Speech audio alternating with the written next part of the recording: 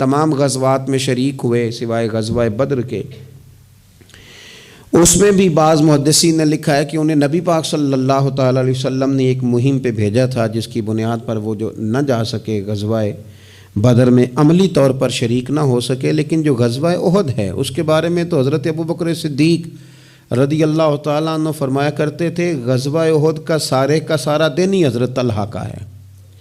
نبی پاک صلی اللہ تعالیٰ علیہ وسلم نے نا ڈبل زرہ پہن لی تھی، 2 زرہیں حضور نے پہن لی تھی، تو ایک پہاڑ پر حضور چڑھنے لگے تو کچھ مشقت محسوس ہوئی، قربان جائیں۔ حضرت طلحہ نے جلدی سے گردن چکائی، یا رسول اللہ یہاں رکھیں آپ قدم اور آپ چڑھیں۔ محبوب نے قدم رکھا اور رکھتے ہی فرمایا لو طلحہ تم نے اپنے اوپر جنت واجب کر لی ہے، تم نے اپنے اوپر جنت واجب کر لی۔ اس دن چونکہ افواہ اڑا دی تھی احد کے دن کفار مکہ نے کہ نبی پاک صلی اللہ تعالیٰ علیہ وسلم کو شہید کر دیا گیا، تو لوگ بکھر گئے تھے، تو جو 12 لوگ نبی پاک علیہ السلام کے ساتھ رہ گئے ان میں حضرت طلحہ بن عبید اللہ تھے۔ جو تیر بھی حضور کی طرف آتا تھا نا وہ اپنا ہاتھ آگے کر دیتے تھے، ان کا ایک ہاتھ شل ہو گیا سارا۔ ان کے وجود پر احد کے دن حضور کو بچاتے ہوئے 70 زخم لگے، تیروں کے، تلواروں کے، نیزوں کے 70 زخم لگے۔ سجنا جان امانت تیری تو جدو مانگ سیں میں پیش کرے ساں، 70 زخم لگے۔ حضرت صدیق اکبر رضی اللہ تعالیٰ عنہ فرماتے ہیں جب ہم حضور کی خدمت میں حاضر ہوئے تو نبی پاک صلی اللہ علیہ وسلم نے فرمایا پہلے طلحہ بن عبید اللہ کو دیکھو۔ کہتے ہیں جب ہم حضور کی خدمت کر کے ان کے پاس گئے تو وہ بے ہوش تھے، زخموں کی شدت کے سبب بے ہوش تھے۔ میں نے ان کے منہ پہ پانی چھڑکا، فرماتے ہیں ان کی آنکھ کھلی تو پہلا سوال انہوں نے یہ پوچھا کہ بتاؤ میرے نبی کریم کا کیا حال ہے، رسول کریم صلی اللہ تعالیٰ علیہ وسلم کی طبیعت کیسی ہے، حضور کے بارے میں بتاؤ۔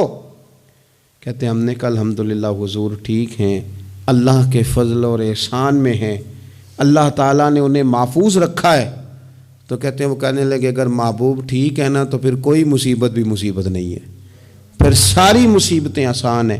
حضرت طلحہ بن عبید اللہ رضی اللہ تعالیٰ عنہ کو اللہ تبارک و تعالیٰ نے شانوں والی زندگی عطا فرمائی، عزتوں والا مقام عطا کیا، اور اللہ تعالیٰ نے انہیں شہادت کی موت عطا فرمائی۔ حضرت طلحہ بن عبید اللہ رضی اللہ تعالیٰ عنہ شہید ہو گئے، لیکن کمال دیکھیے کہ صاحب اسد الغابہ نے لکھا ہے، یہ کمال دیکھیے، کون کہتا ہے ولی مر گئے، قید سے چھوٹے اپنے گھر گئے، تے وارث شاہ کدو مردے جنہ کیتیاں نیک کمائیاں نے۔ حضرت طلحہ بن عبید اللہ رضی اللہ تعالیٰ عنہ کو جہاں دفن کیا گیا نا وہ زمین نشیبی تھی، نچلی تھی، تو اکثر وہاں پانی آ جاتا تھا۔ تو آپ نے وصال کے بعد تقریباً 30 سال کے بعد ایک شخص کو بار بار خواب میں آ کے کہا کہ مجھے یہاں سے نکالو، مجھے یہاں سے نکالو، وصال کے بعد۔ بلے شاہ ایسا نہیں مرنا، یہ تے مر گیا ہی کوئی اور، نکالو۔ اس شخص نے پھر حضرت سیدنا عبداللہ ابن عباس رضی اللہ تعالیٰ عنہ کو خواب سنایا، تو حضرت عبداللہ ابن عباس نے ایک صحابی کا مکان 10,000 دینار کا خرید کے حضرت طلحہ بن عبید اللہ رضی اللہ تعالیٰ عنہ کی مقدس لاش کو وہاں سے نکال کے وہاں دفن کیا۔ کہتے ہیں کہ 30 سال کے بعد ان کی مقدس لاش کو ایک جگہ سے دوسری جگہ منتقل کیا گیا، لیکن جسم اسی طرح ہی تر و تازہ تھا۔ بعد مرندے مکھڑا میرا ہو جاوے نا تازہ، سمجھ لینا محبوب میرے نے آن پڑھیا جنازہ۔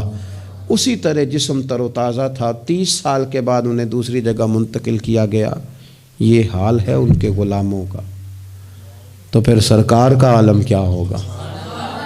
تو زندہ ہے واللہ، تو زندہ ہے واللہ، میرے چشم عالم سے چھپ جانے والے۔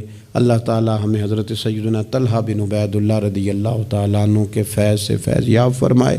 آخر دعوانا الحمدللہ رب العالمین۔